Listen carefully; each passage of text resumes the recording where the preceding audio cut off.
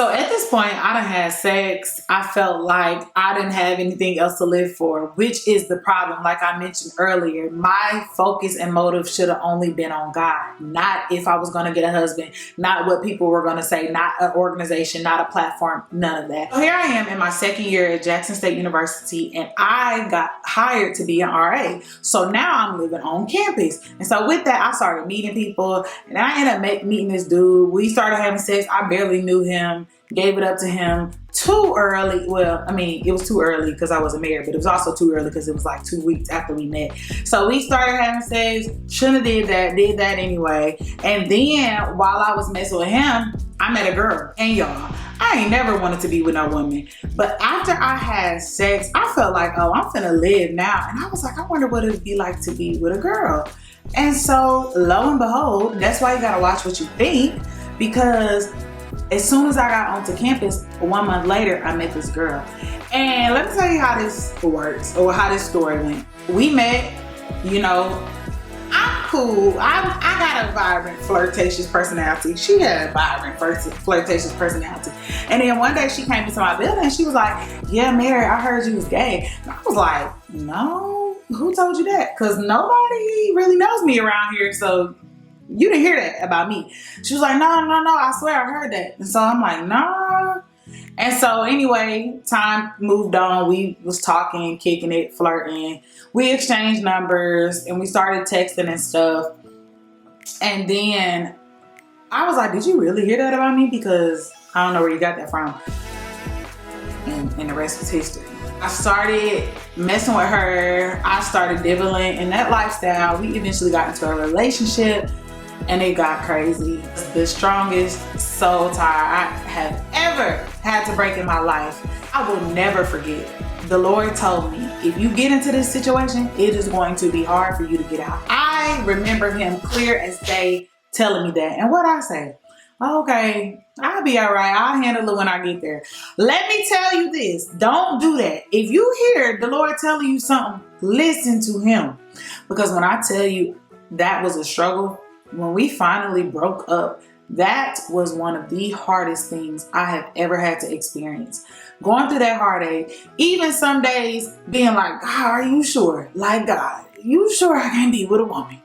Like just questioning, feeling depressed, feeling defeated, feeling sad, feeling like I would never meet somebody who would make me feel the way that I felt in that relationship. Just going through that, I would not wish that on anybody. But thanks be unto God, okay? Because I healed. And that is where we continue to move the story along. We broke up December of 2019. I knew that I had to give my life back to the Lord. After being in a homosexual relationship, after having sex, after partying, drinking, and living a lifestyle completely opposite of what I knew I was called to live, I knew that I had to come back. I didn't have no peace. And let me tell you, people try to act like they having fun, they living, but I can bet you at night they're thinking about their decisions. They're thinking about if they're truly happy and at peace. And I can't speak for them, but I wasn't at peace. I knew I wasn't living right. And so I rededicated my life back to the Lord. Here I was in the same space I was at 16 years old. Like, God, I can't not do this anymore.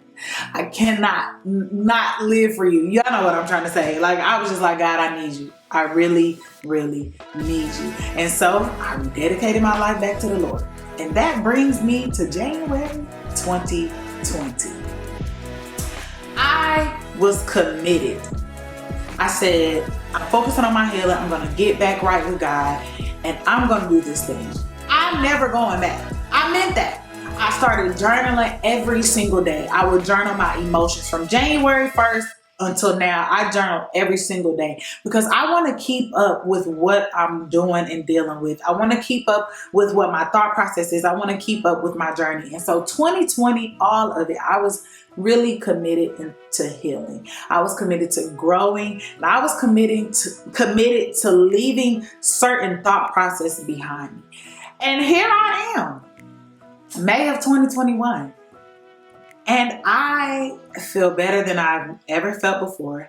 Now, we're not gonna get into my current journey of, you know, transition, because I ain't there yet. I gotta still walk through this, because what I've learned from my mistakes is that sometimes you really gotta walk through your journey before trying to share it with the world. There are some parts I can share because there are lessons that I'm learning by the day, but there are some things that I would like to continue to get through and master before I speak on it. And so the reason I can speak on my healing and where I am right now is because I took that whole year. I was intentional. I struggled. I cried. I did some off the wall type stuff. But most importantly, God was with me, and I gave my life to Him, and I gave Him my yes, and He has carried me all the way through. So that's where I am. I'm 25 years old right now. I'm a licensed social worker. I live in the state of Texas, and all I'm trying to do is help people not end up where I was. I am very passionate about seeing people live their confident, sweetest life through Christ. Period. I'm passionate about seeing people heal and whole. And that is why I talk the way I talk. That is why I share my journey. That is why I share my story, in hopes that I can touch at least one person who feels like they're never going to change, who feels like they are at the end of the road, who feels like they will never heal. I'm here as a witness to tell you that it is totally possible for you to heal. And so I hope that me sharing my story gave you some hope. I hope that it pointed you to Christ ultimately, because I can't do anything without Him. Period. I done tried it. It didn't work. And so, yeah, that's where I am. Whether you're watching this on YouTube, Facebook, Instagram, I want you to know and believe that you really can have the life that you desire to have. It's not perfect, and it's not going to be free of hardship and pain. But one thing I know, God will never leave you or forsake you.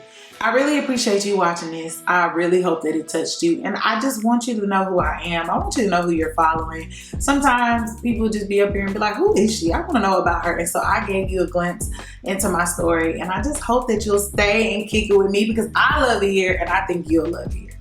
And so until next time, I will talk to you later. Bye.